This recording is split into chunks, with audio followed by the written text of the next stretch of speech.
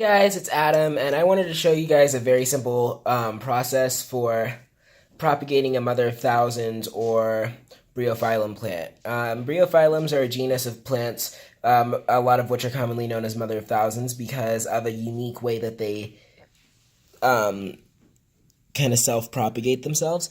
Now, I'll show you the different species real quick that I have. This is Bryophyllum tubiflorum, Kalanchoe diagrumentianum, or Bryophyllum diagrumentianum.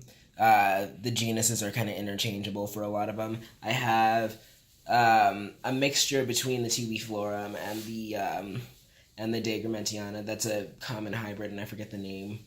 And then there's this one here, Kalanchoe gastonis, which is pretty much only in the Kalanchoe genus, and it's a little bit more rare. So this one only, or this one right here isn't really producing at all, but on the tips of the leaves, it'd be able to do what I'm about to show you. So in case you haven't noticed, if you look at the edges of the leaves, there are little tiny replica plantlets of the mother plant, and those will fall off when they're mature and when they're ready to be planted, or to fall off, and in the wild they just fall off into the soil surrounding them and create a big field of them. They just multiply like crazy. So I can see here that there is one plantlet in the pot that fell off, so I'll remove this guy.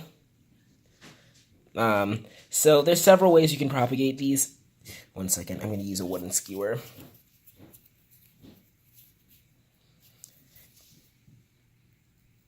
I'm going to just get this guy out. Or somewhere where I can grab it.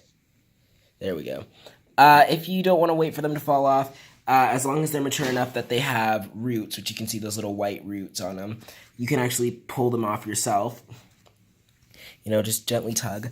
I'm only going to be propagating a small amount of the diagrumentiana just for demonstration, and also because I really like this plant. You could also, if you had more than one stem, as you can see, there's some little offsets appearing from the base, and I don't know how often that happens. I've never seen this or heard of this happening, but then I looked it up, and it's in one of my books that it actually can produce multiple stems from the same plant. I wasn't aware of that. I just thought it was a single stem plant. But if that happens, you can divide the offsets at the base or wait till they get bigger and you can take stem cuttings. I've taken stem cuttings of mother of thousands plants before very easily.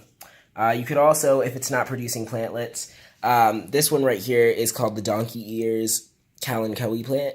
And what happens is it actually only produces the plantlets, well, most commonly produces the plantlets only on the tips of the leaves.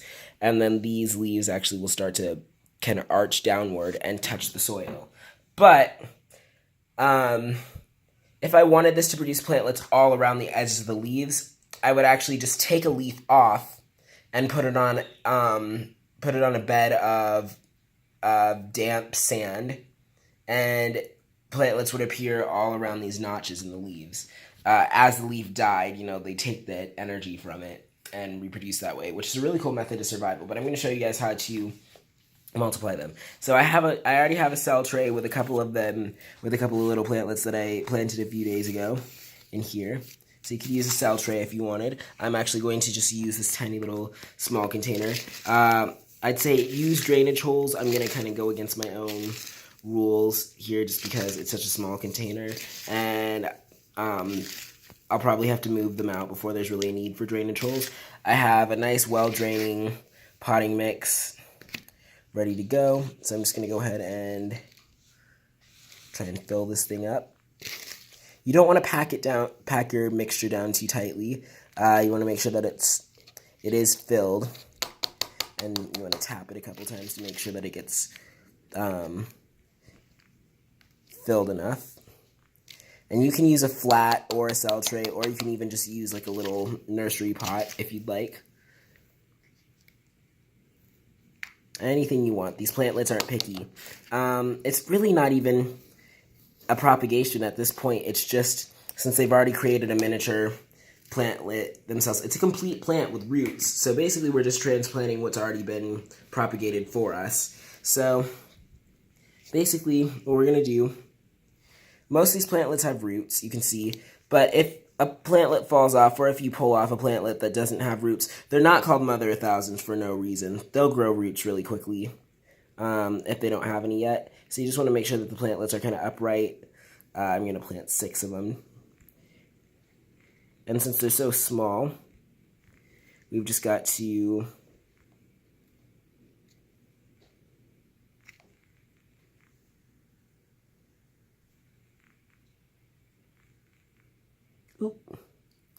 plant them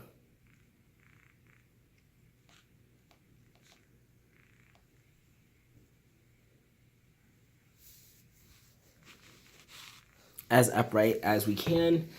And then you want to take a spray bottle and just gently spray them, just to kind of just mist them a little bit, just to kind of get them watered in. And then I like to, every couple days, spray my little baby plants. Every 2 or 3 days I spray them, just to make sure that they get enough water, enough hydration, but not too much. So basically that's it for now, and I'll update you guys on the progress that they make. Also, I actually transplanted these and these into new pots because they were actually growing both of these, and there was actually another plant as well of the tubiflorum. We're growing in the same pot as these five cross, and I had to separate them just because I thought it was so crowded. So I separated them by species, and a lot of plantlets fell off while I was transplanting. It doesn't take much for them to fall off. Bumping or jostling the plant at all, or moving the plants next to it, will cause them to fall off. So I actually took just the assorted plantlets. I didn't even really try to identify them. I just took the assorted plantlets and put them in some pots as well. So we'll probably have some of those as well, and I'll show you guys those in the progress update. But they're about the same size as this right now, so no use showing you right now. Thanks for watching, guys. Bye.